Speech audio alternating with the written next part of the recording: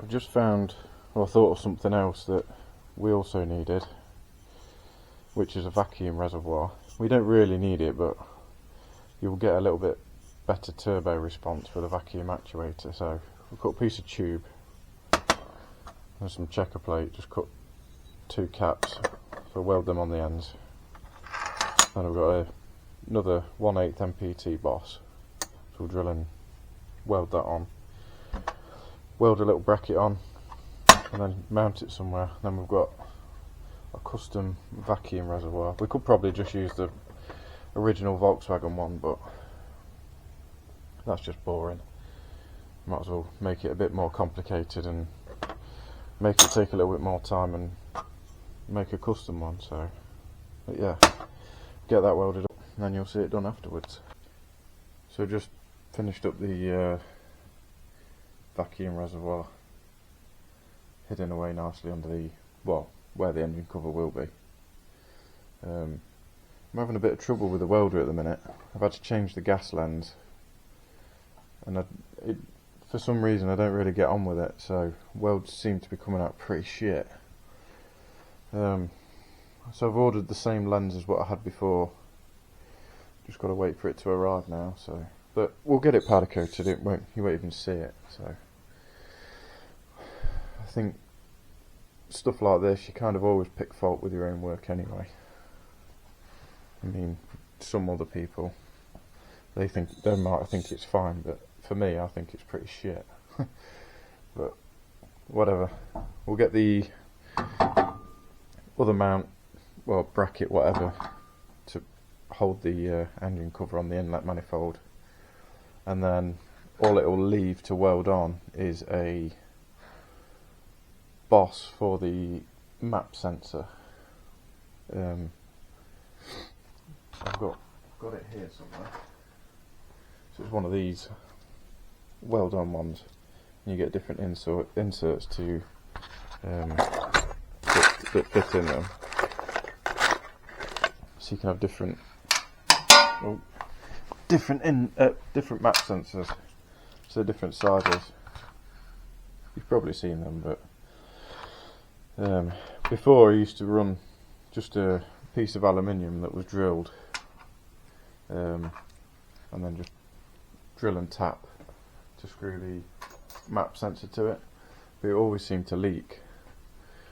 But that's what you get for being tight, you see. Typical PD owner, too tight to buy the proper thing. But at the time when I did fit it,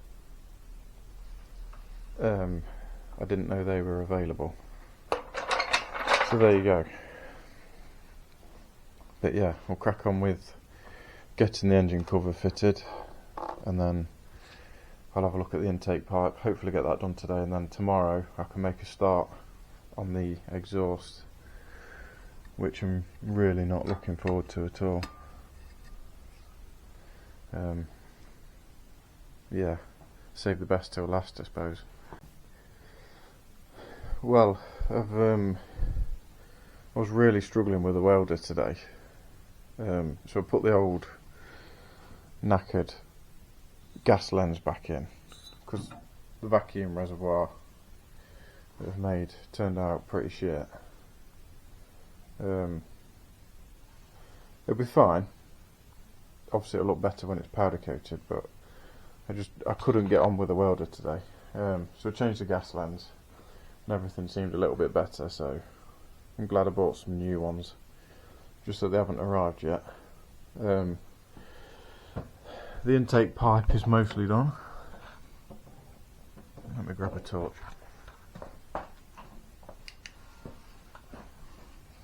Intake pipe's mostly done. Made out of bends and stuff that I'd already made in the past, or whatever, basically a scrap bucket. So it's pretty easy, but I think we need to get an air filter before I can say it's finished, so I can position it to where it really needs to be. It definitely wants some sort of bracket, support bracket, to hold it to the inlet manifold, and then probably something around this side. It'll also want a piece of alley welding onto for the rocker cover breather. Excuse me. So yeah, that'll only take a few minutes to put on anyway. I've had the inlet manifold off and we've welded on one of these bad boys so we can just pop on and off the Volkswagen engine cover.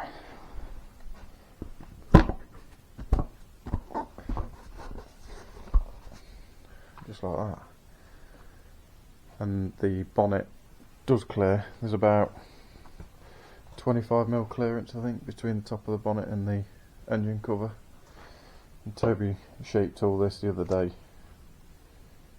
around here to clear the boost pipe and the timing belt cover, because normally they sit quite a little bit higher. That's why we've got a spacer on the oil filler cap. Obviously we took the spacer off and just welded a tab onto the inlet manifold, and that fits spot on.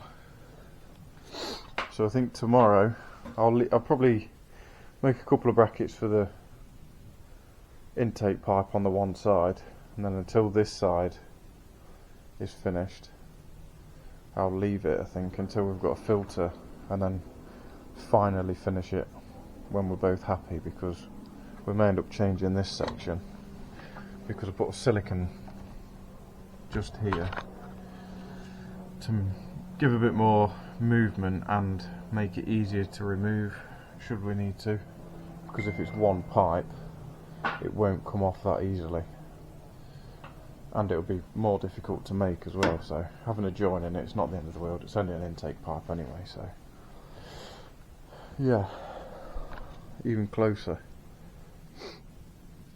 Just custom stuff, really slow, like I say.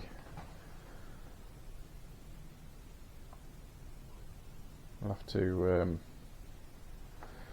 crack on with the exhaust tomorrow. Hopefully I'll put some carpet down in here, because when it flooded before, the dust afterwards was awful. But the carpet's now sodden, so I might end up having to push it outside to be able to do the exhaust. But the weather forecast here for the next 2 weeks is forecast as just rain. But if needs be, I can roll it back, just do the front section. Once that's done, I'll then roll it back in and then do the back section, because the floor in here is not even level either. It fucking dipped all the way off to under the bench, so whatever. But yeah, nearly there. If we can get the exhaust done, it's now Tuesday, tomorrow's Wednesday. If we can get the exhaust done by Thursday, we'll have Friday, Saturday on the wiring, and then all these pipes and stuff will soon get finished. But yeah, we did have an air filter, but I can't find it. I'll probably find it when I dig the wiring loom out, because it's probably buried with all that, so it'll turn up at some point. But yeah, can't wait till it's finished. So it's another day. Was going to do the exhaust today, but I couldn't find any 2.5-inch V-bands, so we'll have to order some. There's a few other bits to order anyway, so we're not in a huge rush, but the bulk of the work's pretty much done now. So I've had enough of welding for a few days, so I just thought I'd pick the wiring loom out. I've labelled everything up. I know it's a bit of a mess, but as long as I can understand it, I can then take my time fitting it all. So I've just fired up the ECU, and it's plugged into VCDS, and the ECU is connected. So all I need to do now is get the immobiliser removed off the ECU, which I've managed to do once successfully myself.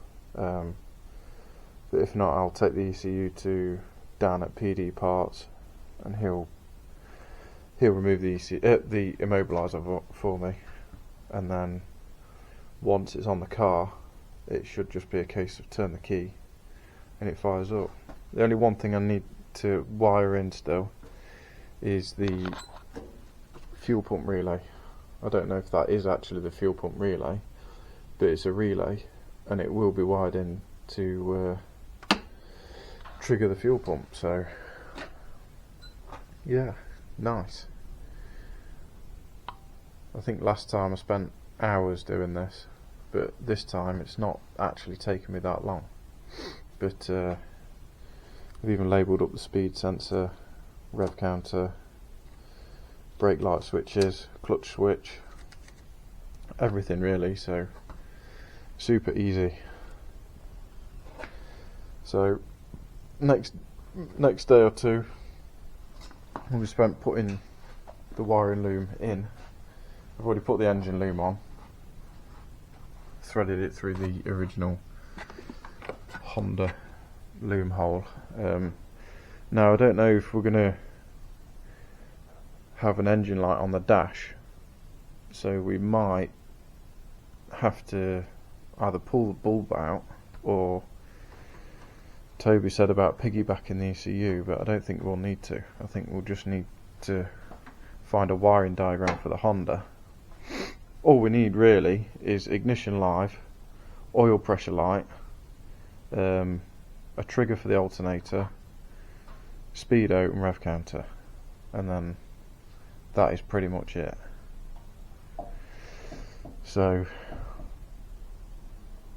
I'll probably get it laid into the Honda.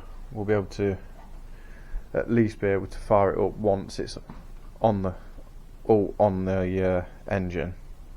So once everything's triggering, I know that when we turn the key it should fire up. These are pretty easy to do anyway, to be fair. It can be as easy as it wants though, I suppose. It still takes time to actually do it and make everything fit and work. So yeah. So I've just put one of the rocker shafts on, and I thought I'd do a little how-to video on how to set the injector lash. Quite often see on Facebook of people asking how. The way I do it's probably not the right way, but it's the way that works for me. So the reason for taking them off obviously was because we could put a camshaft in it, but also to weld up the ends of the shafts. There's an oil way in there, and the bung that's in it quite often falls out. No, I've never experienced one falling out before, but I've seen plenty that have, and people say it can cause oil pressure problems. So just weld them up, they can't fall out then. But yeah, we'll reuse the old rocker shaft bolts. I've quite often reused them before in the past without issues. But yeah, I've never known one snap. But before we do that, I'll just show you that I've jacked up one wheel off the floor, and I've put it in top gear, either 5th or 6th, depending on if you've got 5 or 6 speed box. But it's actually pretty easy.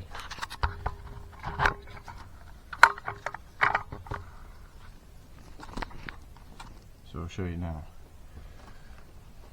Just run these bolts down.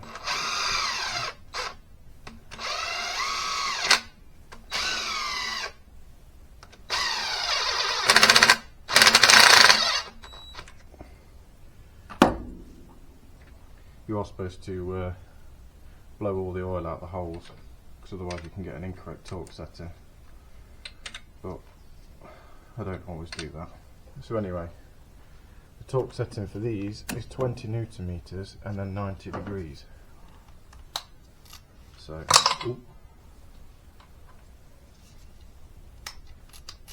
I've already done this one.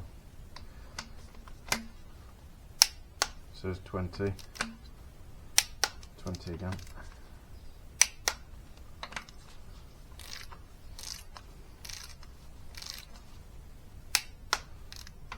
Double check. No, I never normally use an angle gauge because 90 degrees is pretty easy. There's 90. 90, 90, 90, and always slacken your torque wrench off. So if you leave it under tension, I believe it can give you a false reading should you leave it for a long period of time.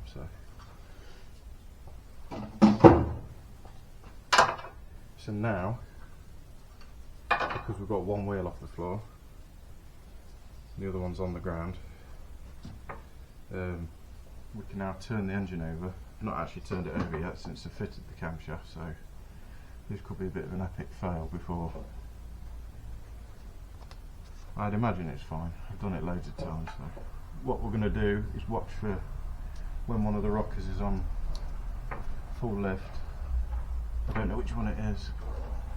We'll soon see.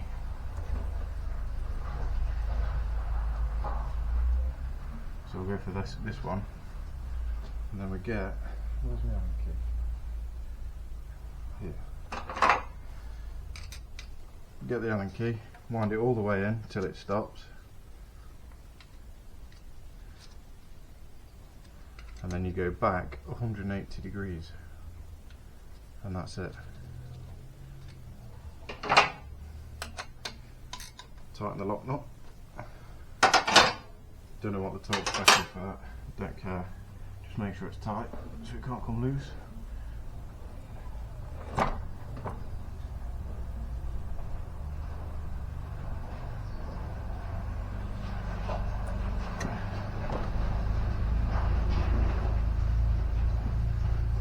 Same on this one.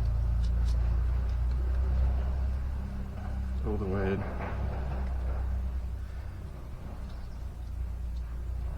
Back 180.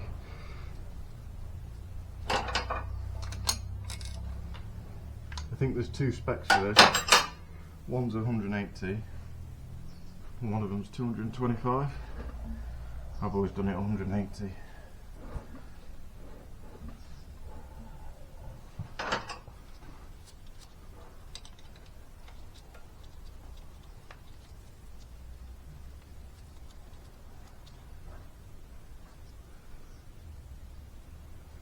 Back 180.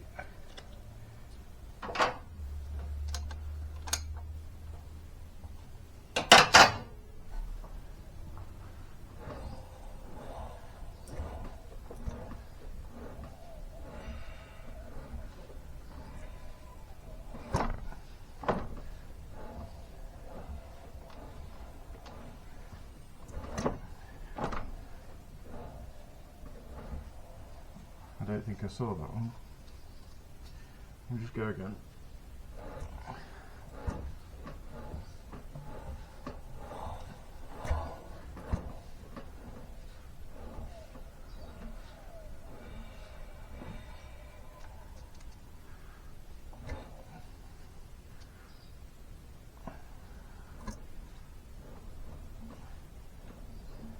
There we go. Wind it all the way in.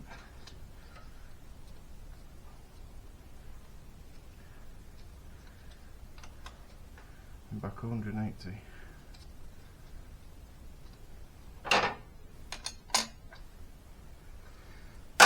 And that's it. That's the injector lash set. What, am I trying to start it? Are we going for it? Right, let's see. Got stupid key. The key don't want to turn now. Here we go. Fuel pump. If it even turns over.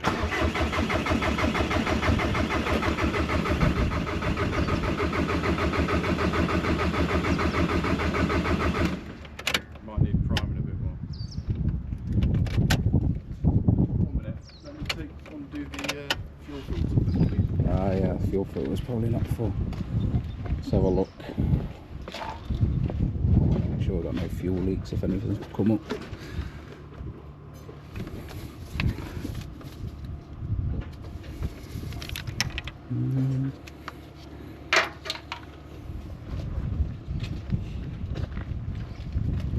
Take the pipe off and suck a bit through maybe.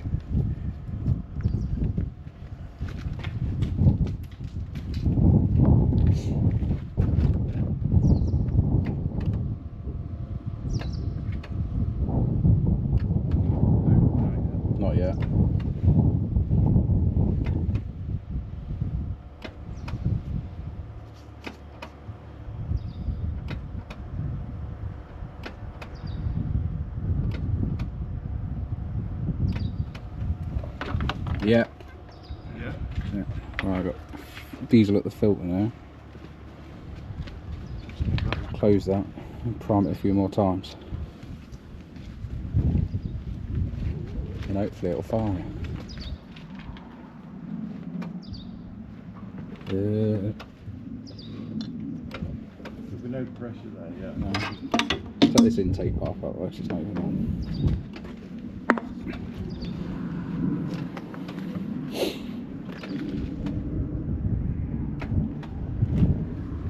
Is there a fuel pump changing noise?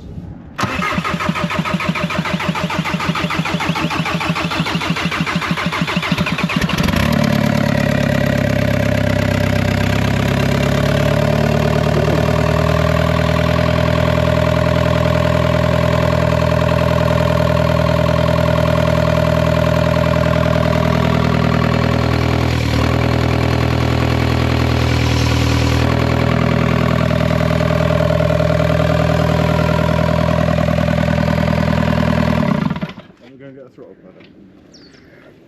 I don't think I can reach under to plug it in. Right, it starts. It's not bad.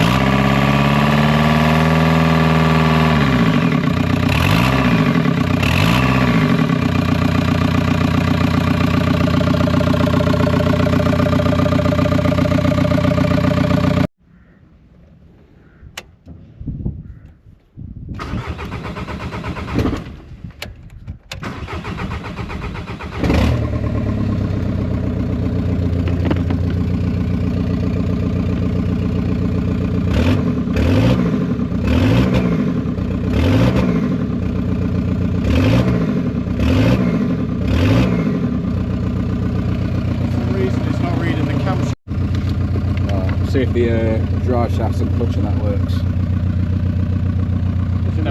No seat, yeah, it's on.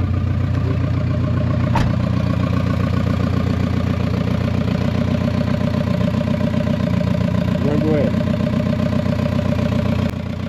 I was trying to get it into gear, it just won't go in. We bled it again, it still wouldn't go into gear.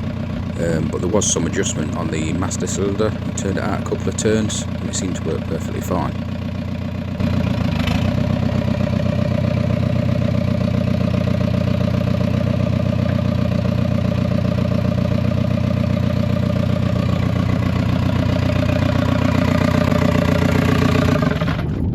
Pump it a little bit. Before we adjusted it, the only way to get it in reverse was to turn the engine off. It would go in reverse then and start it back up and you could move it.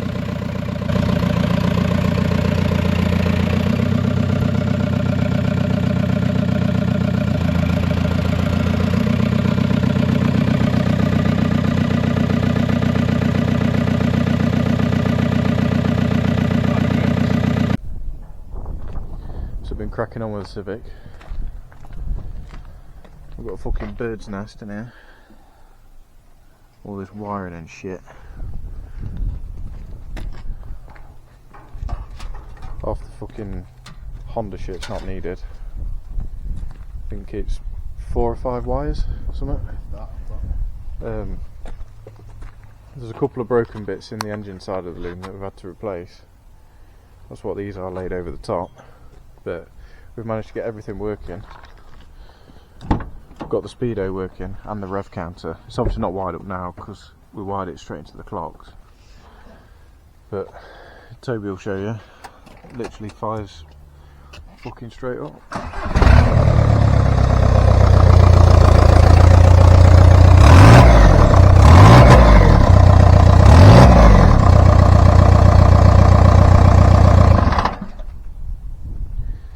Spot on.